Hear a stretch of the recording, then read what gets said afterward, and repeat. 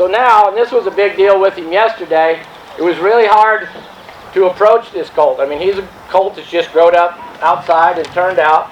We couldn't rub him on the head right here. He wouldn't let us approach and do this and hold his attention. He wanted to take his head away, he wanted to leave, you know, things like that.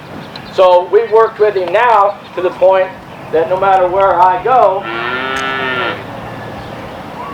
he wants to pay attention to me. I guess we can all see that, right? Question?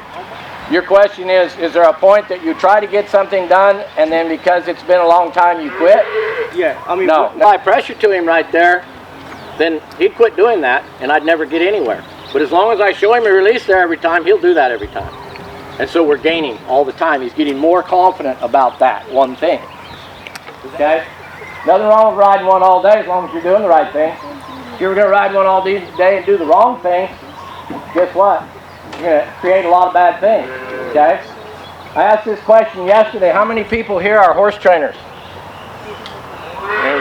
Everybody. Every one of you is a horse trainer, and that's the first thing you got to remember and realize. If you're around your horse and you're doing things with him, you're going to train him to do something. Now your decision needs to be, do I want to train him to do the right thing or the wrong thing? Okay? Want to do the right thing. We do all the right things, we get a good horse. We do all the wrong things, we won't get a good horse. Okay, we get a bad horse. Okay, so it's your job to learn to be the leader and to have the knowledge to know what it is you want to do at the right time. Okay. Okay. It will not give in to me. Okay. I told Stuart this was the first conversation we had about round pen stuff and that. Stuart said he'd like to get on as soon as possible. That's good. But what that we struck on right there was that after a while you put so much pressure on. Most people think of this round pen as starting young colts, 2-year-olds like this. I've trained horses my whole life and I've fixed lots of fried and little trouble horses. And if I get a 20-year-old head horse that's bad in the box, this is the first place I take it, okay? And that's because this is where they learn to learn. This is where they learn that there is a release and that if they will simply find the correct thing, all the pressure will go away. Get him where he pays attention to me and that he looks to me as just like a student would be in a classroom looking at the teacher instead of looking out the window. Then I can start showing him what I want, and by the time I get back to that box where his problem was, lots of times I don't even see the problem. Does that make sense? You know, after doing this and groundwork and 30 days of riding, I get him back to the roping box, back him in there, and no problem. Because he's used to letting me make the decisions. Okay? If you let your horses make decisions, part of your decisions for you, then they're going to want to make them other times too. That's their nature. They're a herd animal. Okay, they're going to keep going, well, I got to do that, and I got to decide how we do this. Now I'm going to decide how we do this stuff in the box. I'm going to turn my hips out of the corner and turn around right now, whether you like it or not. Okay? I think that all prey animals have deer, elk, cows, horses. They're all prey animals. They don't eat other animals. They eat grass. Okay? So their flight instinct is very big. Because if they didn't leave when they thought they were in danger, they didn't leave immediately without thinking, they got eaten. Yeah, this is a 2-year-old colt that's had one little session in here, one hour and a half session yesterday. Okay? And so I'm asking him through pressure to move. When he moves, I let him move. And I'm going to step over here in front of him when he gives me his eyes and his total attention. I'm going to do nothing, now I'm going to release him, okay? Again, we really don't have the time to go in depth in this, but we do want to plant the seed how important getting one in the right frame of mind through round pen, loose round pen work, how important it is, okay? Any of you that want to know more about this before the end of the session, we can put another one back in here. We'll show you as much as we can about it, okay? We'll have quite a bit to try to get done, okay? So let me just grab this halter and I'll show you the story because I really think this means a lot.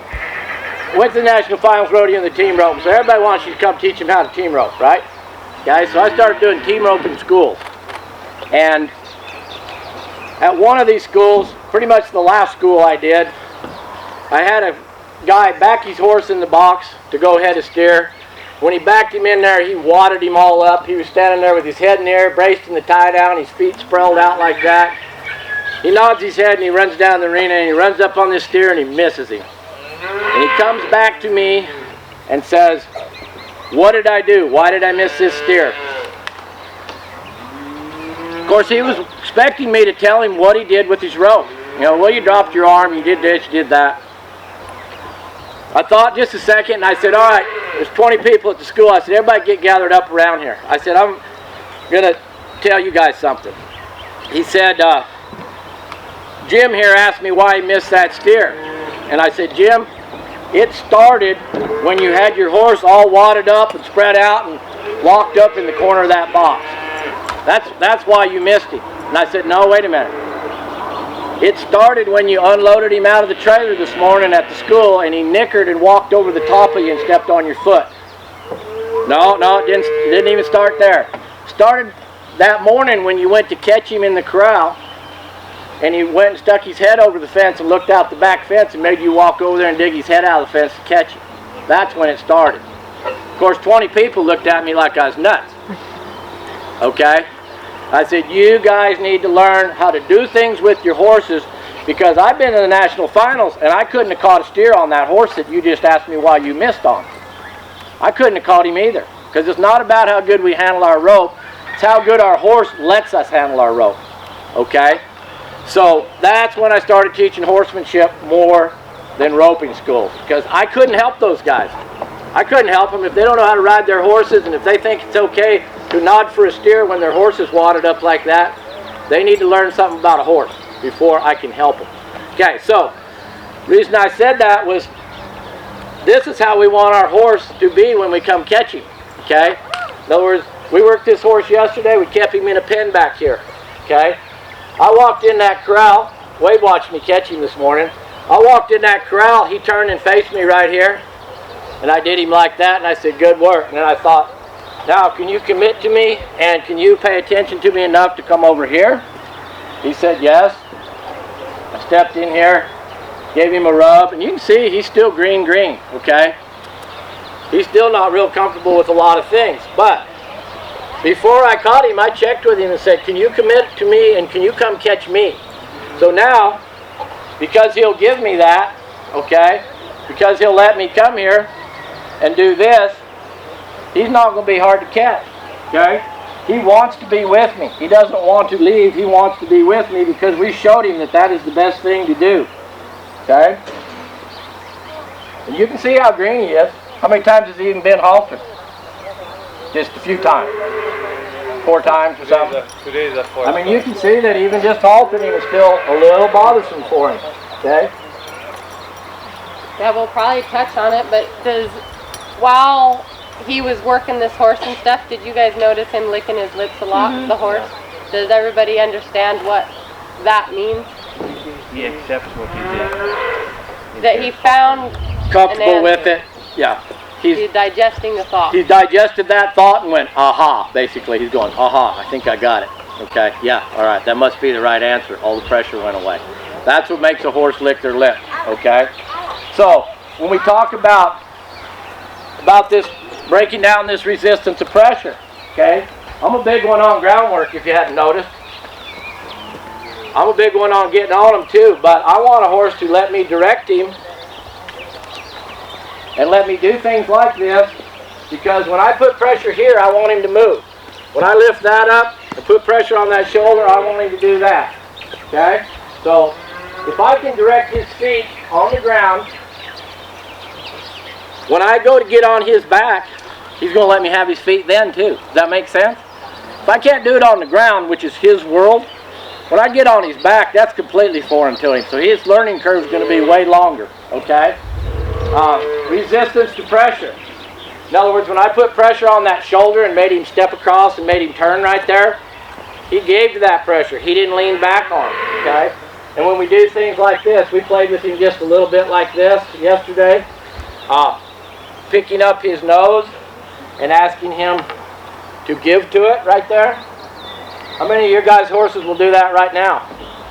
hopefully a lot of them, but I've rode lots of people's team roping horses that it's going to take you a week to get that much, okay? And that's because they're not getting released at the right time, okay? So when Stuart starts this colt and does start riding him, there's already going to be a lot of controls on him. I mean, he's already going to know how to give his nose, how to move his hip around here, okay? And where this applies, when you get on their back, we're going to show you that, okay? But the more you can do it on the ground, the better you get at understanding a horse's balance and a horse's mind, so that you can, well, I need to pick this rein up, put this leg on, and that makes it easy for him to move his hip this way or move his shoulder that way. Why do you need that? You guys are all ropers. Lots of you want to rope. Why do you need that stuff? You might need them to move over, to get in position. In the box? Anybody here have any problem? Is everybody's horse perfect in the box? No. Okay, I'm sure they're not. Okay, so when that horse doesn't want to get his hip over in the corner, if we don't have a control to ask him to, and he doesn't give to that control, how do we do it? We can't. Horse has the control, we don't have it, okay? And that's what this is all about, you guys. It's just showing you how important it can be to have control on your horse, okay?